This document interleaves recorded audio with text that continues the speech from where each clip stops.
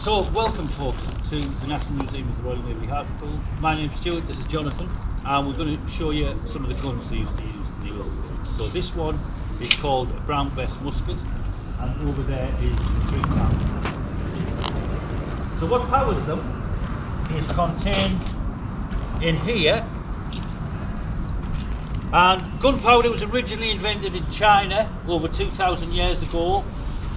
So when one of the emperors, he was looking to live forever, he was looking for the elixir of life as it was called, so he sent out his wise men and said, bring me something that will make me live forever. And he said, okay.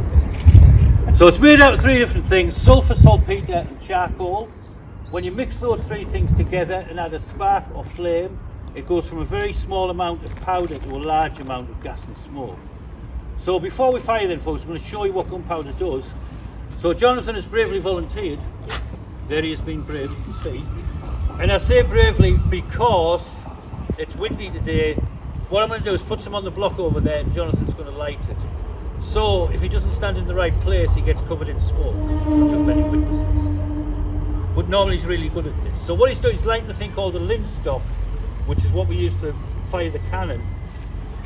So lighting that off a lantern, as you can see, as they used to back in the old days. So then I'm going to put some on the top.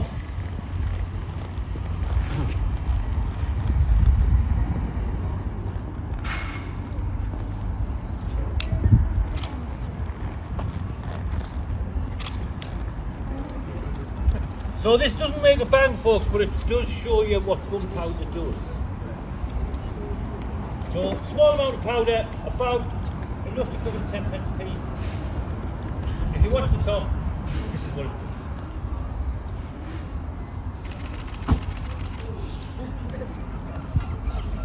does. Imagine then that amount of gas and smoke, when it just burns in the air, it doesn't do anything. When we contain it in the barrel of the gun, then it most certainly does behave totally differently. Then of course it becomes a propellant. Anything you put in front of that is going to come out very fast. So that is the principle of both the cannon and the musket. So what I'm going to show you first folks, we know it's empty, but we always do this to make absolutely certain. When you take your ramrod and drop it down the barrel, when there's nothing in it, it will hit the bottom and the metal will make it bounce back up like this. So that's called show and clear. Because obviously you can't look in the, everything loads in there, so you can look in the back of the gun. And what you didn't do was bang it on the floor and have a look down the barrel to see if there's anything in there. That was a bad idea. So it's called a flintlock because there's a piece of flint in there which is the same stone as the cavemen used to use to make arrowheads or axes. So one of the properties of flint, if you strike it against steel, it will make a spark, and that is what fires the gun. So what we do, when you pull the trigger, this bit hits that, drops a spark down. We have gunpowder in there, which is called the pan, and then there's a hole through and gunpowder down the bottom. So when it all goes together, it should go back. So a couple of expressions come from this. Lock, stock and barrel means originally meant a gun, now it means everything. And a flash in the pan. What can happen then is if you have the gunpowder in the little pan at the side but it doesn't burn all the way through, then it just goes and then goes out. So that's where the flash in the pan came from. Even though we don't use muskets anymore, we still do use the expression. So what I'm going to do first then folks, a bit of a clue, I'm going to put in some earplugs. Now you don't need to, because we fire all the time we do. So what I'm going to do, I'm going to go over there when I fire, I'm going to count to 3. So you can prepare yourself and not jump. So the same amount of gunpowder then folks. This time it's in a little paper cartridge. So you sometimes see on the films when they're tearing the top off the cartridge with the teeth. They did used to do that, but I have tried it. But gunpowder contains sulphur, which is really unpleasant tasting, so definitely wouldn't recommend it. Easy to tear the top off and go like this.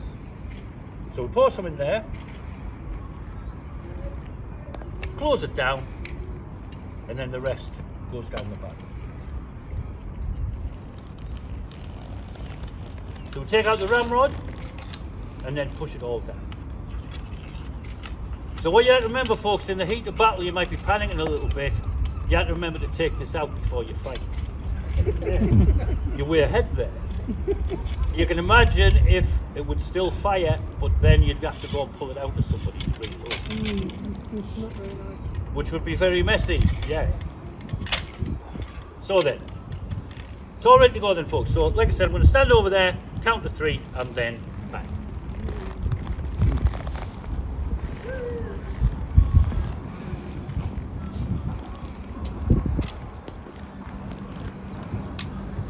One, 2, 3.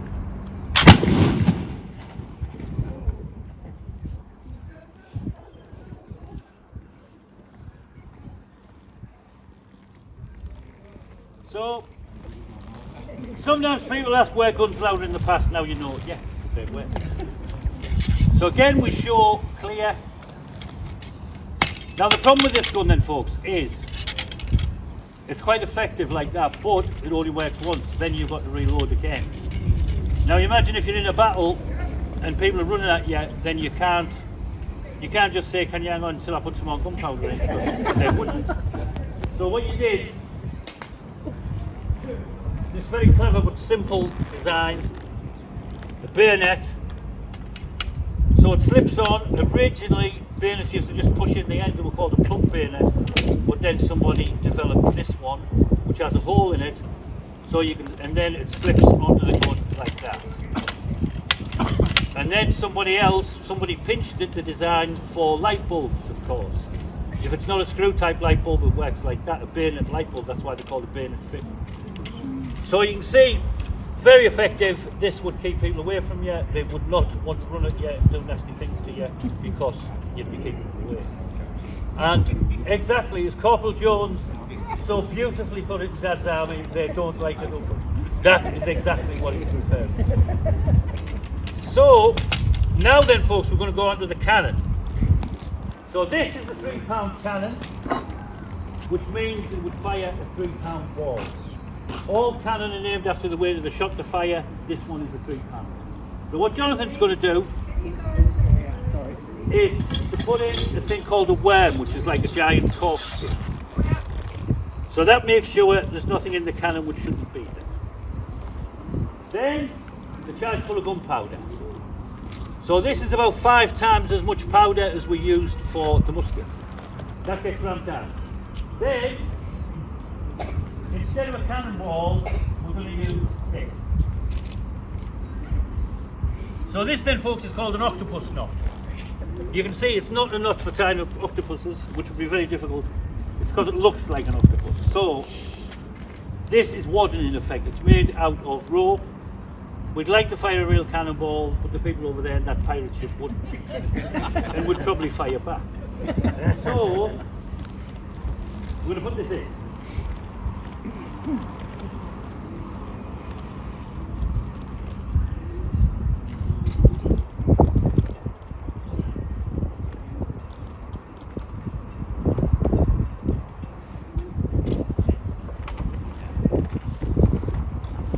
Right then, folks, so I'm just going to light the lid stop again.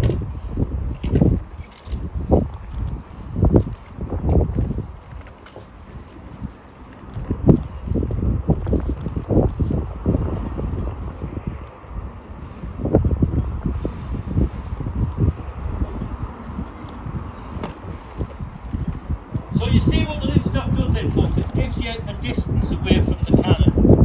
Because what Jonathan's done now is put a hole in the cartridge and then he's put some gunpowder in the back. So when it's lit at that hole, it will burn through. But the blast, of course, will not only go that way, it'll come back up as well. That's why you don't want to be leaning over the cannon when you do it. Okay, so we're going to count to 3 then, folks. So if you watch the cannon, watch the rope, we'll see how far it goes. Here we go then, after 3. 1, 2, 3. There it goes. Down, down, down, down, down, down, down. Splash.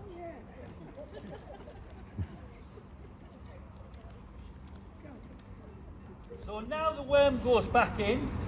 to remove any piece of cartridge which is left.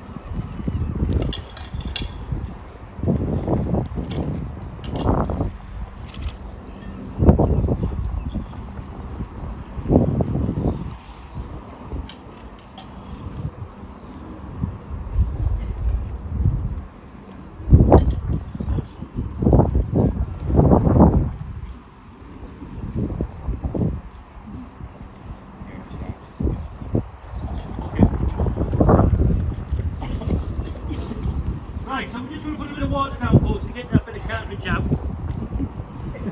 Like this.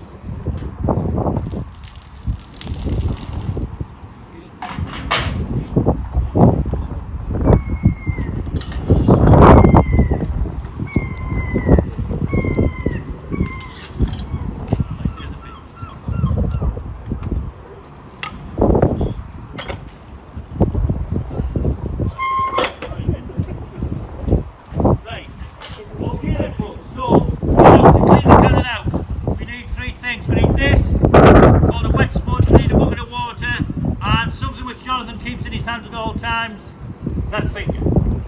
That goes on there, like that. And then we go like this. 1, 2,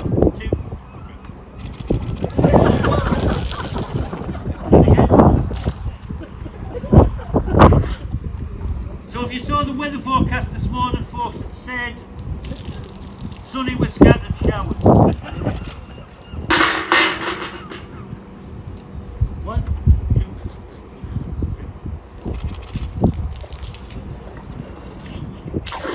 There we go.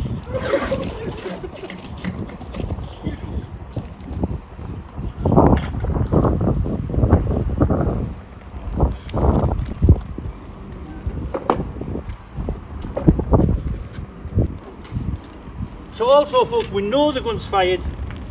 I'll just show you again that it's empty. So we'll go like this. So if you'd like to have hold of the gun, folks, or have your photograph taken with it, then you're most welcome to.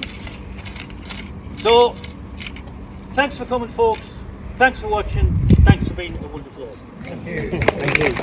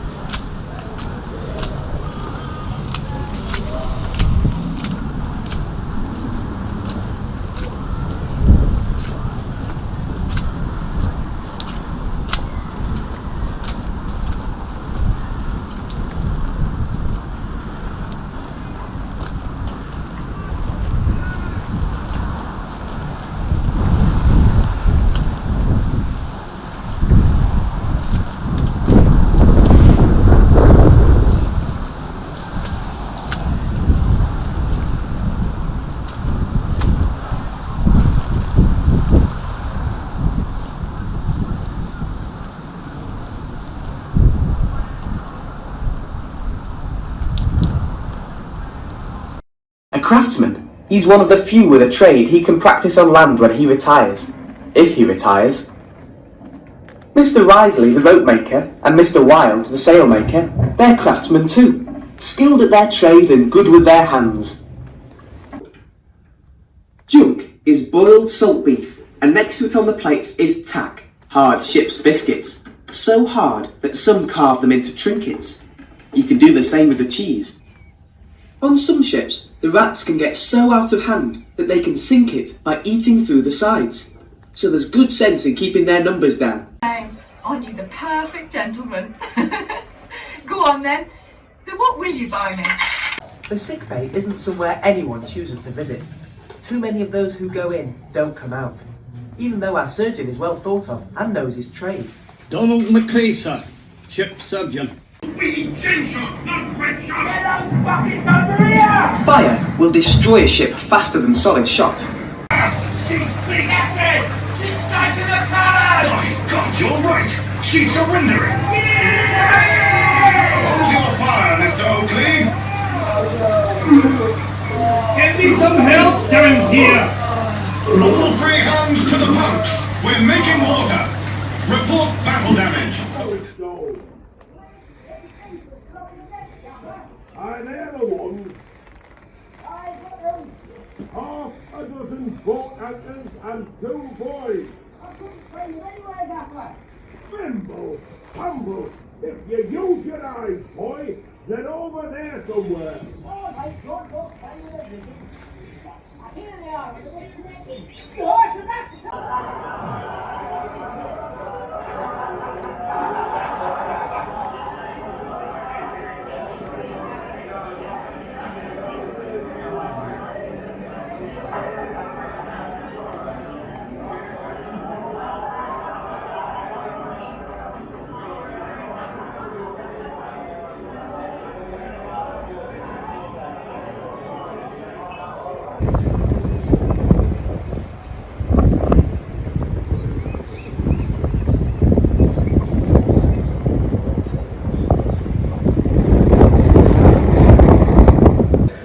Well, in my day, once we were out of sight of land or other ships, we'd stow away our good uniforms and wear ordinary clothes again, if the captain allowed us. You see,